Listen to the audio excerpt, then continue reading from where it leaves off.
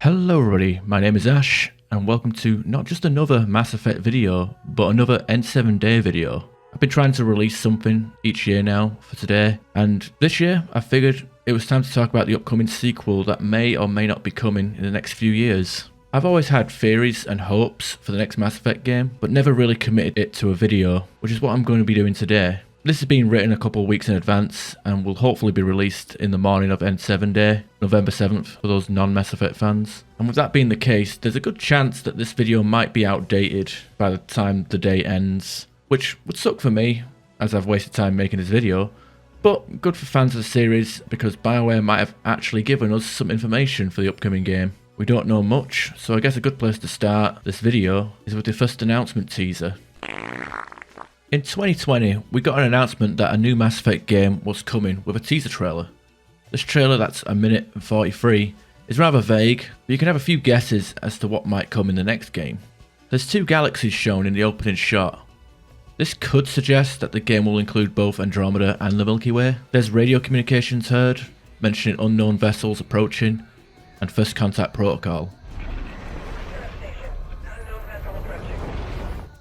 Could this mean the Ket or the Angara? Well, this is followed up with humanity now stands as partners of the galaxy, so it could be that we're seeing the history of the Mass Effect universe speeding by.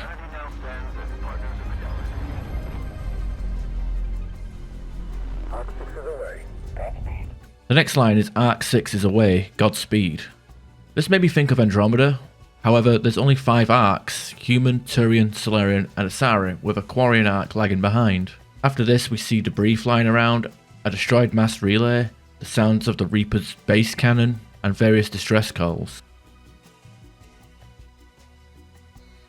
We then see a ship go into a planet of snow, with a Reaper corpse in the background, and what looks to be a Reaper buried in snow. Someone finds a piece of N7 armor buried in that snow. We see it's an Asari, and based on the freckles, it is possible that this could be Liara. In the background we see the ship and 3 figures, a Solarian, a human and a Krogan. Also looking at the sky, I doubt this is Earth, and I think the N7 armor has nothing to do with Shepard. I think it's purely in the trailer as a reveal for those who watched it when it was shown live in 2020 and didn't catch the mass relay.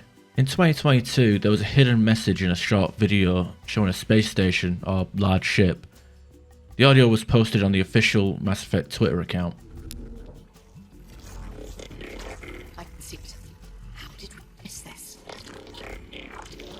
Exactly. The Council will be furious. Although they should know by now not to underestimate human defiance. Perhaps worse, they must living it.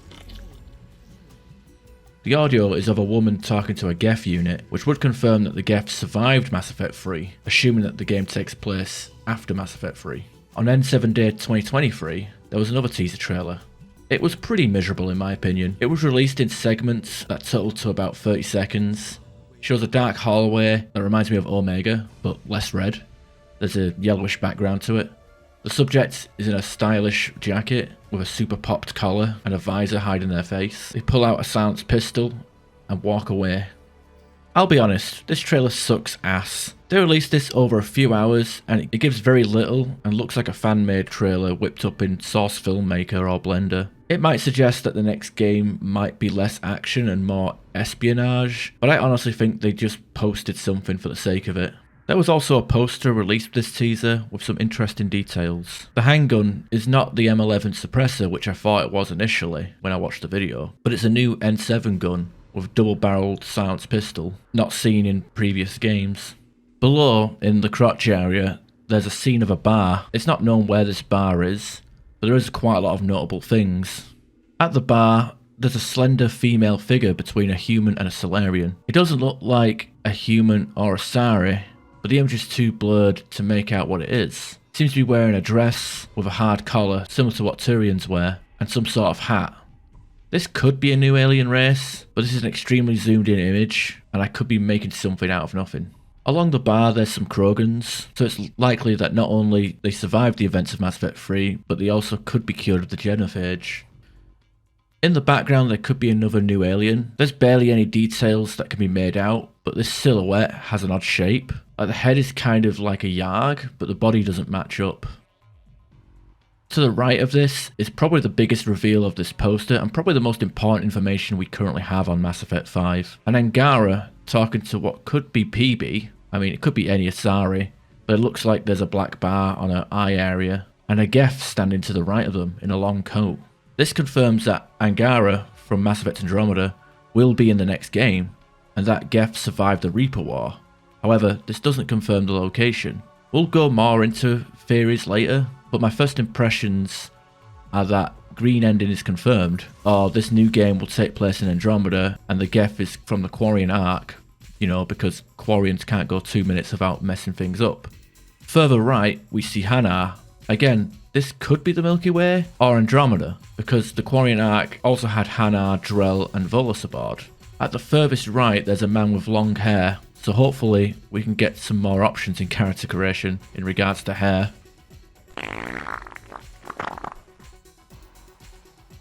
Now that we've looked at these teasers, we need to decide what ending of Mass Effect 3 is canon, assuming that the next Mass Effect game will take place after 3, which I'm confident it does, given that we've seen a destroyed mass relay in the first trailer. I have always been of the opinion that the Synthesis ending was the best ending, be it for Renegade or Paragon, and here's why. 1. I don't like having my time wasted. I didn't broker peace with Geth and Quarian only to blow them up straight after. Also, I'm not going to kill Edie. 2. Shepard being alive in the Destroy ending is an Easter egg for people who put in the work, and nothing else. The idea of Shepard being alive is dumb. 3. Uniting the galaxy to fight a common enemy was the whole point of the trilogy. I think having the divide between organic and synthetic life being essentially removed reinforces that ideal. The Star Child does mention that organics and synthetics will always fight due to synthetics' need to evolve and surpass its creators. If everyone is synthetic, that'll reduce the chance of conflict, destruction, chaos. 4. For gameplay purposes, potentially. I'll talk about gameplay more later, but based on the classless system of Andromeda, having synthesis would allow you to have the power and profile swapping system without having a SAM node or some other AI stuck in your head. 5. The Geth is still alive based on the content we've gotten so far, so destruction is definitely not the ending. Now moving on from the ending, there's a few other details like the Quarian and Geth war. We see one Geth in the poster and hear one in a video. However, there's currently no confirmation that Quarians survived. Was the genophage cured or sabotaged? Well, the cure is dispersed onto Chonka, so any Krogan that visited the planet between the cure becoming airborne and the mass relays being destroyed would have been cured. Any Krogan that hasn't been cured in that time window would be stranded in whatever system they were in and will still have the genophage. But who survived the Mass Effect trilogy? This is more for the recurring characters and squad mates that might die due to player action or inaction.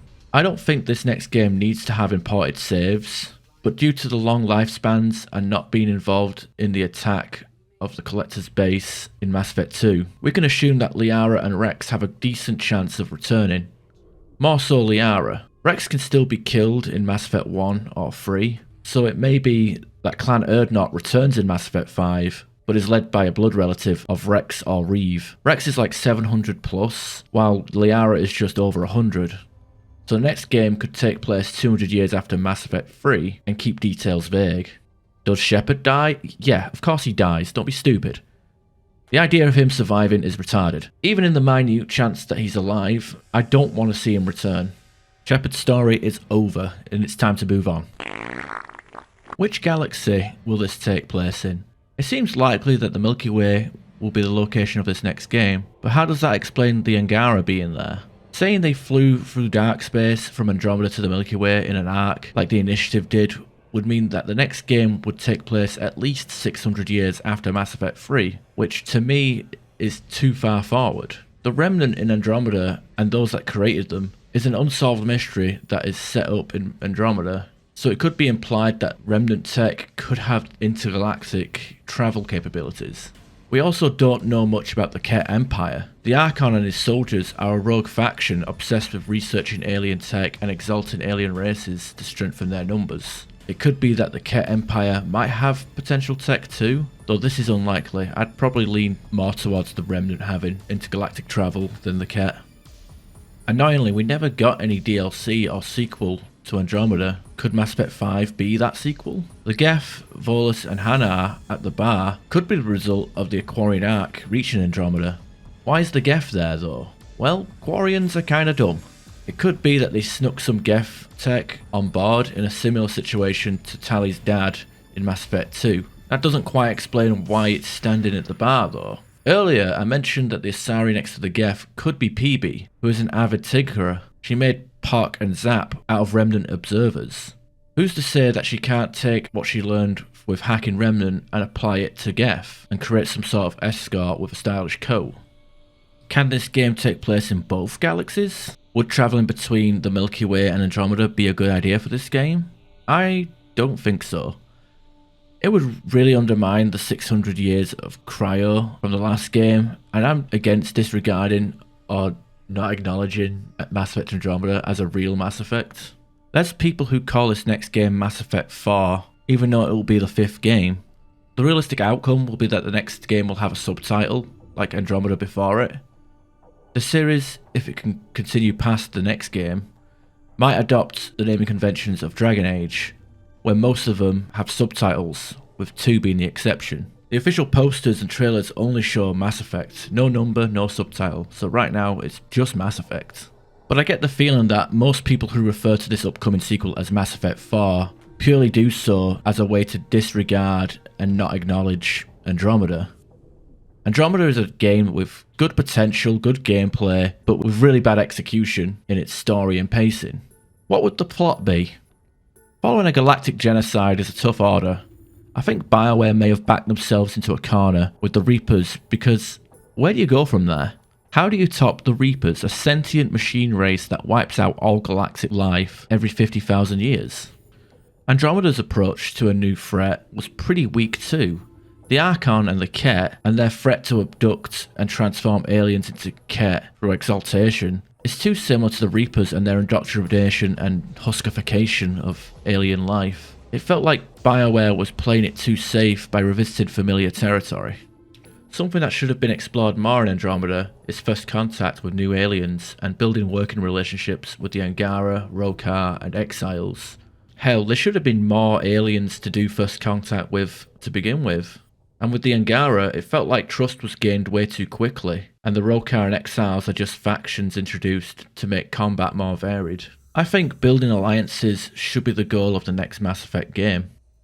If the next game takes place in the Milky Way, I think it should take place around 50 years after the Reaper War, meaning most characters from the original trilogy will be dead, however some long-living raced characters can still appear. Instead of having a big villain to fight, the story will be about rebuilding galactic civilization after it was brought to the brink of extinction. With the destruction of the mass relays, we can limit the exploration to 1 or 2 neighbouring systems, which might mean less exploration, but could contain the plot in an independent location, leaving room for more if there's a sequel. Mass Effect Andromeda only takes place in the Helios cluster, not the entire galaxy. That means if there's ever a follow-up to Andromeda, we could be going to neighbouring clusters and finding more aliens. I think the next game should have a focus on factions and how they interact with each other. The antagonists would be down to the player's choice. If you side with one faction, then the antithesis of that faction would be the antagonist. If you're trying a pacifist or peacekeeper approach, then the idea of conflict would be the antagonist to your diplomatic stance. The kind of factions you could have in this game would be stuff like Arya and her raiders from Omega, Clan Erdnor and the United Krogans, human extremists could be Cerberus remnants or terra firma, a pro-council revivalist movement where all the council races can be grouped up, the Geth and Quarian alliances, and other alien groups. You could also have splinter factions or sub-factions within these groups. For example, an influential Krogan within the United Clans might want to start up another Krogan rebellion, being that the genophage is cured and the Krogan have nothing to stop them from reproducing and taking over everybody. Or maybe a Quarian that's completely against having Geth coexist with them and is looking to destroy the Geth once and for all. But what would these factions be fighting over? Power? Dominance? The ruins of the Citadel? I don't know.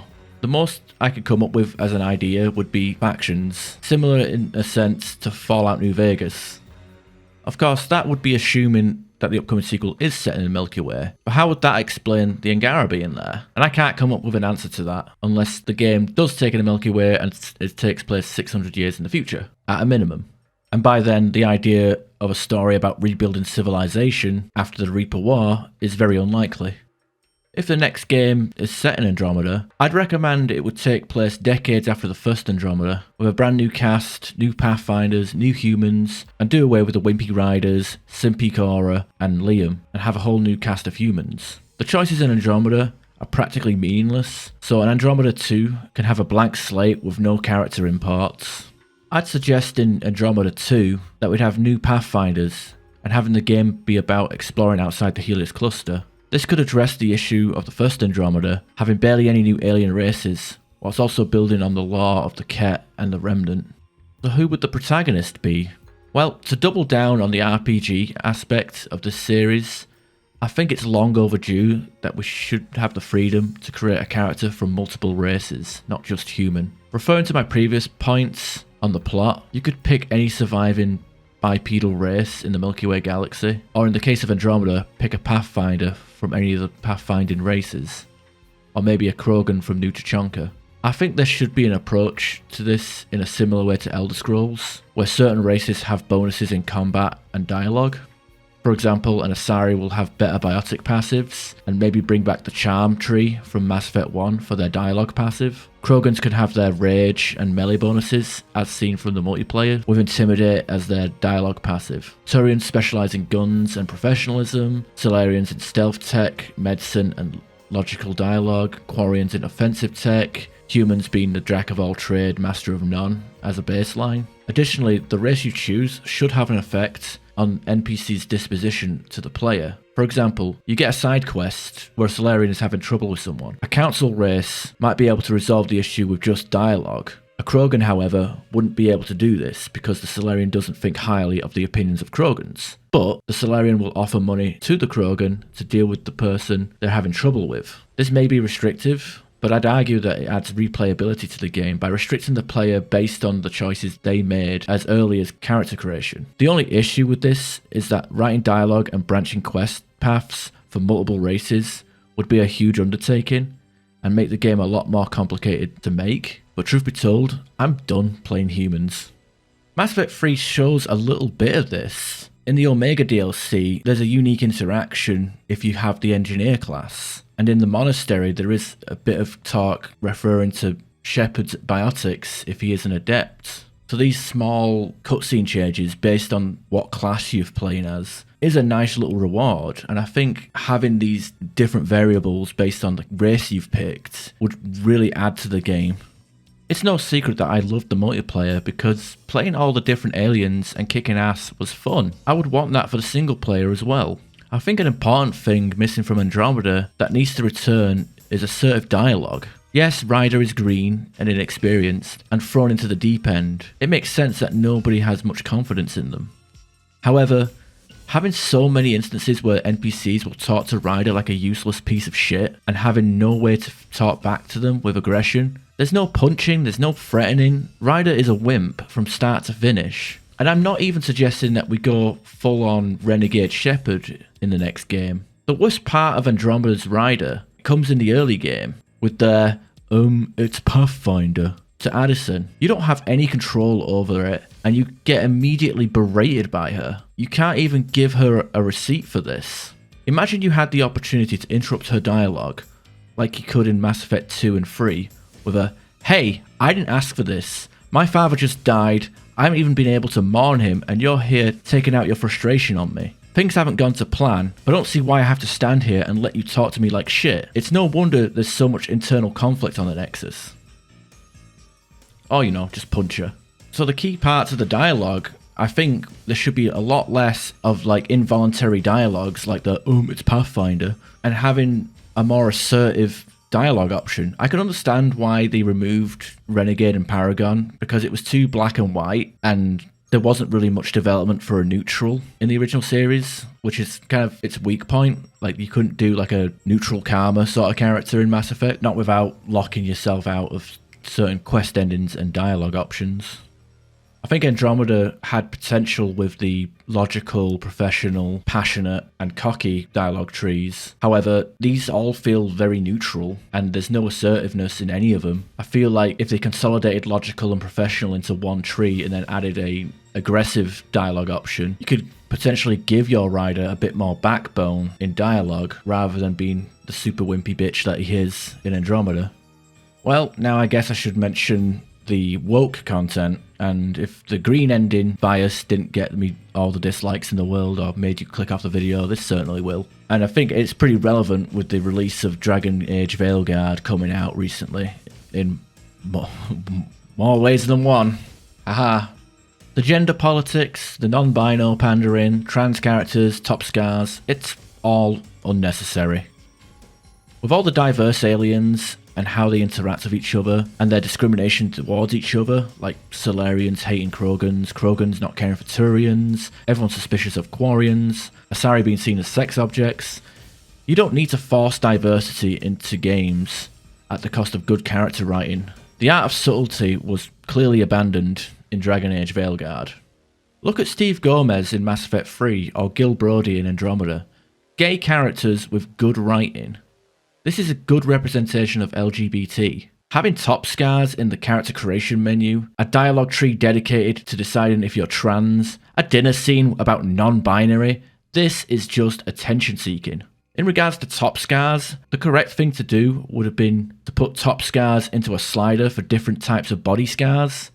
There's your inclusion, and you don't even need to make it look like a virtue signal or anything like that. You're just including it without being like, look at me, look at the menu, we've got it, woo!